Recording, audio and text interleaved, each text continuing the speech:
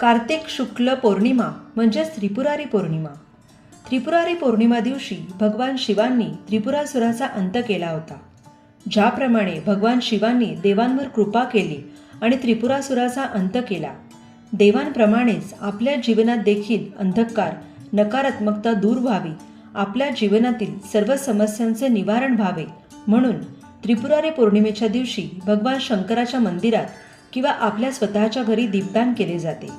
तसेच त्रिपुरा राक्षसाचे प्रतीक म्हणून 750 त्रिपुरातील मंत्रोक्त हवन या दिवशी करतात. भगवान शिवाचे पूजन केले जातं आणि त्यांना अभिषेकही केला जातो. त्रिपुरा पौर्णिमेचे महत्त्व, महात्म्य, शिवपूजनाचा तसेच त्रिपुरवात हवनाचा मुहूर्त, त्रिपुरवात कशी लावावी, कोणते मंत्र म्हणावे, या दिवशी कोणती आध्यात्मिक सेवा करावी, हवन कसे करावे, अशी सर्व माहिती आपण आता या व्हिडिओमध्ये पाहणार आहोत. तुम्ही जर आपल्या या चॅनलवर नवीन असाल तर आपल्या या चॅनलला नक्कीच सबस्क्राईब करा. यावर्षी कार्तिक शुक्ल पौर्णिमा तिथी प्रारंभ होणार आहे 26 नोव्हेंबर रोजी दुपारी 3:55 आणि तिची समाप्ती होईल 27 नोव्हेंबर रोजी 2:47. उदय तिथीनुसार 27 नोव्हेंबरला पौर्णिमा आहे, परंतु त्रिपुरारी पौर्णिमा पूजन असतं. शिवपूजन असेल किंवा त्रिपुरवात आपण जे लावतो ती प्रदोष समयी संध्याकाळी लावली जाते आणि म्हणूनच 26 नोव्हेंबर रोजी संध्याकाळी आपल्याला त्रिपुरवात लावायची आहे. ज्यांना 26 नोव्हेंबर रविवारी त्रिपुरवातीचं हवन करायला जमणार नाही त्यांनी 27 नोव्हेंबर रोजी संध्याकाळी त्रिपुरातील हवन करावं. किंवा आपल्याला जर त्रिपुरवाती उशिरा उपलब्ध झाल्या तर आपण या त्रिपुर पौर्णिमेनंतर देखील तुम्ही एखाद्या संध्याकाळी प्रदोष समयी त्रिपुरवातींचं हवन अवश्य करू शकता. हवन करताना मंत्रसाधना महत्त्वाची असते, त्यामुळे जरी उशीर आपल्याला वाती जर उपलब्ध झाल्या तरी सुद्धा आपण मंत्रोक्त हवन उशिरा का होईना पण अवश्य करावं. ज्या ज्या त्रिपुरवाती आहेत त्या त्रिपुर दैत्याचं प्रतीक म्हणून हवन त्या दिवशी केले जाते. त्रिपुरवाती आपल्याला बाजारामध्ये सहज उपलब्ध होतात. 750 वाती असतात. त्या बाजारात उपलब्ध नाही झाल्या तर आपण या वाती घरी देखील बनवू शकता. फक्त कापूस आणावा आणि ही वात आपण आपल्या घरी सुद्धा बनवू शकतो. समजा एखाद्याला वातीच उपलब्ध झाल्या नसतील तर त्यांनी काय करावे, तर मंत्रोक्त हवन करायचं आहे. जर तुमच्याकडे वाती नाही मिळाल्या तर तुम्ही एखाद दुसरी वात लावून त्याच्यावर मंत्रोक्त हवनही तुम्ही करू शकता. यामध्ये शुद्ध तुपाची आहुती द्यायची आहे, ती सुद्धा फलदायी ठरते. आता हवन कसं करायचं ते आपण पुढे पाहणारच आहोत. या दिवशी आपल्याला भगवान शिवाचं पूजन करायचं असतं, त्यांना अभिषेक करायचा असतो. संध्याकाळच्या वेळेला प्रदोष समयी त्रिपुरारी पौर्णिमेच्या दिवशी म्हणजेच 26 नोव्हेंबर रोजी संध्याकाळी भगवान शिवाच्या शिवलिंगावरती आपल्याला अभिषेक करायचा आहे. ही पूजा संध्याकाळी सुरू करायच्या अगोदर आपल्याला ज्या 750 वाती असतात त्या वाती प्रथम शुद्ध तुपामध्ये भिजत ठेवायच्या, म्हणजे त्यांचा हवन चांगला होतो.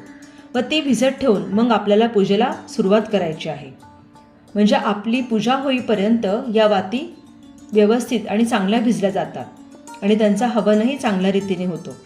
संध्याकाळी शुद्ध तुपाचा दिवा लावून घ्यायचा आहे. दिवा लावल्यानंतर प्रथम गणेश पूजन आपल्याला करायचं आहे. गणेश पूजनासाठी तांबणामध्ये गणपती बाप्पाची मूर्ती घ्यावी. जर मूर्ती नसेल तर सुपारी प्रतिकात्मक तुम्ही घेऊ शकता. तिला शुद्ध पाण्यानं, पंचामृतानं, पुन्हा शुद्ध पाण्यानं आपल्याला स्नान घालायचं आहे. देवासमोर पाट ठेवायचा आहे किंवा चौरंगही चालेल. त्यावरती शुभ्र वस्त्र जे भगवान शिवांना प्रिय आहे ते वस्त्र आपल्याला पाटावरती अंतरायचं आहे आणि त्यावर आपल्याला थोड्या अक्षता पहिल्या खाली ठेवून त्याला हळद कुंकू वाहून त्यावर आपल्याला गणपती बाप्पाची मूर्ती स्थापन करायची आहे. त्यानंतर आपल्याला गणपती बाप्पाला हळद, कुंकू, फुलं, अक्षता वाहून घ्यायच्या आहेत. गुळखोबऱ्याचा नैवेद्यही दाखवायचा आहे. त्यानंतर आपल्या घरात शिवलिंग असेल तर ते तांबणात घ्यायचं आहे. ज्यांच्याकडे शिवलिंग नसेल त्यांनी सुपारी घ्या आणि तांबणामध्ये भगवान शिवाला आधी शुद्ध पाण्याने, त्यानंतर पंचामृत किंवा दुधाने, पण दूध कच्चं असायला हवं. उकळलेलं दूध अजिबात भगवान शंकरासाठी घ्यायचं नाही आहे. तसं कच्च्या दुधाने किंवा पंचामृताने तुम्ही भगवान शिवांना अभिषेक करू शकता. ओम नमः शिवाय किंवा शिव अष्टोत्तर शतनामावलीने चमचाभर पळीभर पाणी टाकून भगवान शिवांच्या पिंडीला आपल्याला अभिषेक करायचा आहे. बेलपत्र उपलब्ध झालं तर बेलपत्र अवश्य व्हावं, फुलं व्हावीत. भगवान शिवांच्या पिंडीला म्हणजे शिवलिंगावरती भस्म लावावं आणि ते भस्म आपल्याही कपाळी लावून घ्यावं. अशा रीतीने प्रदोष समयी भगवान शिवांना प्रथम आपल्याला अभिषेक करून घ्यायचा आहे. भगवान शिवांचा अभिषेक झाल्यानंतर आपल्याला ते पिंड पाटावर, जिथे आपण शुभ्र वस्त्र आणि गणपती ठेवला आहे त्या पाटावर आपल्याला ती पिंड स्थापित करायची आहे. तिथे पिंड ठेवल्यानंतर आपल्याला त्याला भस्म लावायचं आहे, फुलं व्हायची आहेत, धूप दीपाने त्यांची आरती करायची आहे. आणि हे झाल्यानंतर आपल्याला हवन करायचं आहे. हवनासाठी आपल्याला साहित्य काय लागेल तर आपल्याला लागेल हवनकुंड. हवनकुंड मातीचा असेल तरीही चालेल. जर तुमच्याकडे हवनकुंड नसेल तर तुम्ही मोठी पणतीही वापरू शकता. त्यानंतर 750 त्रिपुरवाती घ्याव्यात. प्रथम ज्या ठिकाणी आपण हवन करणार असाल, शक्यतो पूर्व बाजूला आपल्या घरात पूर्व दिशेला हवनकुंड स्थापित करावं. त्यासाठी प्रथम जमिनीची पूजा करायची आहे.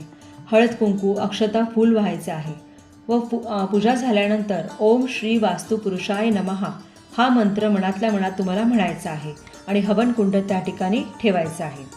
हवनकुंडाची देखील हळद अक्षता फूल वाहून पूजा करायची आहे. आता आपण पूजा सुरू करायच्या अगोदर ज्या त्रिपुरवाती तुपामध्ये भिजत घातल्या होत्या त्या वाती आपल्याला घ्यायच्या आहेत आणि त्या वाती आपल्याला हवनकुंडामध्ये ठेवून घ्यायच्या आहेत. कापूर आणि आपल्या घरातील दिव्यातून अग्नी घेऊन त्रिपुरवात आपल्याला प्रज्वलित करायची आहे. तर या त्रिपुरवाती का जाळतात तर त्रिपुरवाती या त्रिपुर दैत्याचं प्रतीक म्हणून त्यांचा त्रिपुरारी पौर्णिमेच्या दिवशी हवन केले जाते. कारण या दिवशीच भगवान शिवानं त्रिपुरा दैत्याला वध केला होता. थोडक्यात आपण त्रिपुर दैत्याची आता कथा ऐकणार आहोत. त्रिपुर दैत्यानं ब्रह्मदेवाची आराधना केली, त्यांना संतुष्ट करून घेतलं आणि इतर देवांनी त्याच्या या आराधनेत विघ्न आणण्याचा पुष्कळ प्रयत्न केला, परंतु ते व्यर्थ गेले. ब्रह्मदेवाने त्याला वर दिला. तेव्हा त्रिपुरानं मला अमरत्व प्राप्त व्हावे असा वर मागितला. वर मिळाल्यामुळे त्याने सर्व देवांना सतावून सोडले. प्रत्यक्ष भगवान विष्णूंनाही त्रिपुराचा प्रतिकार करता आला नाही. तेव्हा शेवटी भगवान शंकरांनी 3 दिवस युद्ध करून कार्तिक शुद्ध पौर्णिमेला त्रिपुरासुराचा वध केला आणि देवांचं गेलेले वैभव त्यांना परत मिळवून दिलं. देव आनंदी झाले. त्यांनी भगवान शंकरांचे आभार मानले व स्तुती गायली. दीपोत्सव साजरा केला. यालाच तर देवदिवाळी म्हणतात. देवांप्रमाणेच आपल्या जीवनातील संकटाचे निवारण व्हावे, आपल्या आर्थिक आणि आरोग्याच्या समस्या आहेत त्यांचं निवारण व्हावे म्हणून, तसंच आपल्या जीवनातील अंधकार दूर होऊन आपले जीवन प्रकाशमय व्हावे म्हणून या दिवशी भगवान शंकराच्या मंदिरात किंवा आपल्या घरामध्ये आपल्याला दीपदान करायचे आहे. म्हणून आपण प्रत्येकाने या दिवशी त्रिपुरी पौर्णिमा दिवशी अशा पद्धतीने आपण हवन करणार आहोत. हवन सुरू असताना आपल्याला काही मंत्रांचं पठणही करायचं आहे आणि पठण करत असतानाच आपल्याला हवन करायचं आहे. तर चला बघूयात ते मंत्र कोणते आहेत. सर्वात पहिल्यांदा आपल्याला आपल्या स्वामींचा मंत्र म्हणायचा आहे. हवन करताना श्री स्वामी समर्थ नमः स्वाहा हा मंत्र आपल्याला म्हणायचा आहे. स्वामींचा मंत्र म्हणून स्वाहाकार करायचा आहे. स्वाहा म्हणताना तुपाची आहुती द्यायची आहे. या मंत्राचा आपण 11 किंवा 21 वेळा जप करून हवन करायचं आहे. त्यानंतर आपल्याला महामृत्युंजय मंत्र आहे तो आपल्याला म्हणायचा आहे. ओम त्र्यंबकम यजामहे सुगंधिम पुष्टिवर्धनम उर्वारुकमिव बंधनात मृत्युर्मोक्षीर्यमामृतात नमः स्वाहा. या मंत्राची देखील यथाशक्ती आपण पठण करून आहुती द्यायची आहे. असं आपल्याला 11 वेळा महामृत्युंजय मंत्राची आहुती द्यायची आहे. ज्या ज्या वेळेस तुम्ही नमः स्वाहा म्हणणार आहात त्या वेळेस तुम्हाला 1 चमचा तूप त्या हवनामध्ये आपल्याला घालायचं आहे. महामृत्युंजय मंत्र म्हणून झाल्यानंतर आपल्याला त्रिपुरारी मंत्र म्हणायचा आहे. त्रिपुरारी मंत्र असा आहे. ओम श्री त्रिपुरांतकाय नमः स्वाहा.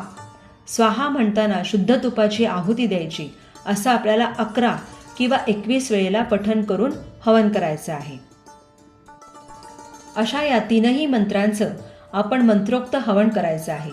या व्यतिरिक्त आपण कुलदेवतेचा 99 मंत्र किंवा माता लक्ष्मीचा मंत्र कुठल्याही मंत्राचा हवन हे हवन सुरू असताना शुद्ध तुपाची आहुती देऊन आपण म्हणू शकता. हवन केल्याने आपल्या घरातील नकारात्मकता दूर होते. घरामध्ये शांती प्रस्थापित होते आणि मग आपल्या सर्व ज्या समस्या असतात त्यांचं आपोआपच निवारण होतं. हवन झाल्यानंतर हवन कुंड तसा शांत होऊन द्यायचा आहे. शांत झाल्यानंतर हवनाची जी राख असते ती राख आपल्या घरात आजूबाजूला टाकायची आणि ती राख आहे त्यातील भस्म हे भगवान शिवांना म्हणजे शिवलिंगावरती ते लावायचं आहे. फोटो असेल तर तुम्ही फोटोलाही ते भस्म लावू शकता. पूजेमध्ये आपण शिवलिंग मांडलेलं असतं. त्या दिवशी संध्याकाळी ती पूजा तशीच ठेवायची आहे. दुसऱ्या दिवशी सकाळी पूजा हलवून घेतली तरी चालेल. फुलं असतील, बाकीचे निर्माल्य असतं ते तुम्ही निर्माल्य कलशामध्ये नेऊन टाकू शकता. त्रिपुरारी पौर्णिमा हा सण भगवान शिवांच्या भक्तासाठी विशेष महत्त्वाचा आहे.